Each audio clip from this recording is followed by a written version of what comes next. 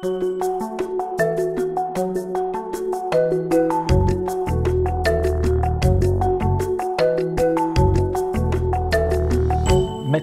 Pierre-Yves Materne et moi-même avons l'honneur de vous présenter la livraison numéro 28 de la JLMB.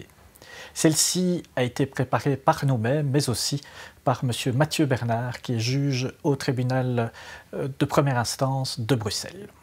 Elle est consacrée à la responsabilité civile. La responsabilité civile est une des matières les plus importantes du droit et le juge crée des normes de comportement en société, et cela dans la vie de tous les jours.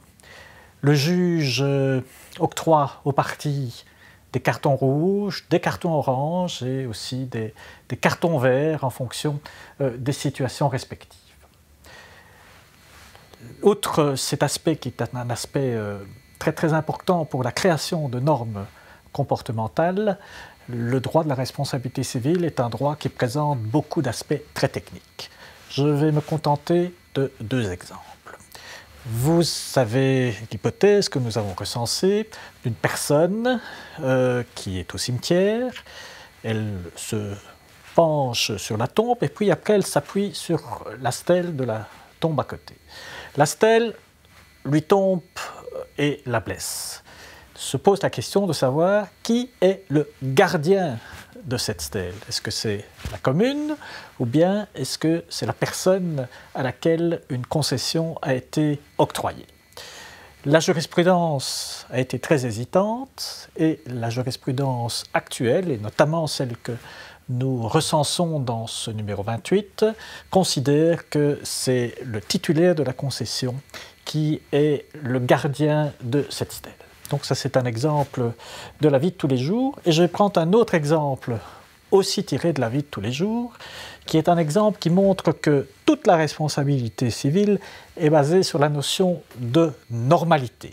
Le juge va apprécier dans chacune des circonstances qui lui est soumise si tel comportement est un comportement normal ou non. Prenons un exemple aussi tiré de notre chronique. Vous avez des détritus qui sont sous le sol d'un restaurant. Alors les détritus, que le restaurant soit un restaurant libre-service ou un restaurant classique, les détritus sont là, ils sont sur le sol et tout porte à croire que de part et d'autre, le sol est affecté d'un vice puisque des détritus longent le sol. Eh bien la jurisprudence estime, et c'est donc là qu'intervient cette notion de normalité, la jurisprudence estime que dans un libre service, c'est quelque chose à laquelle un usager doit être attentif, tandis que dans un restaurant classique, on estime que les attentes légitimes de la personne qui fréquente ce restaurant sont telles qu'il ne doit normalement pas s'attendre à avoir de tels détritus. Donc j'insiste sur cet exemple parce que cet exemple illustre bien l'importance de la normalité des choses.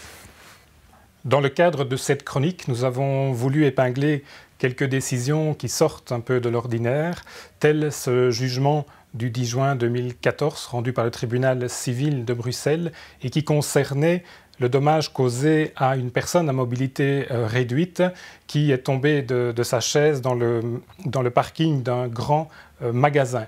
Donc le juge a pris en considération l'obligation pour le grand magasin d'assurer un certain nombre de mesures de sécurité, mais estimé qu'il ne devait pas adapter toute son infrastructure pour les personnes réduites.